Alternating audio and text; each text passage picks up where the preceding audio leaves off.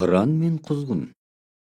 Bir күні бүркіт қара қарғаға кезігіп, қарғам екеуміздің де тегіміз құс, бірақ сендер жуас құссыңдар. Не болса соны жеп 300 жылға дейін өмір сүресіңдер.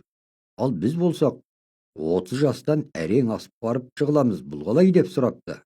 Сонда қарға: сендер ылғи жемтікті тірідей жеп қанын ішесіңдер, біз болсақ тек өлексілермен ғана күн көреміз депті. Содан кейін бүркіт пен қарға екеуі жемтік іздеуге шығады. Ұшып келе жатып, айдалада жатқан бір жылқының өлексесін көздері шалады.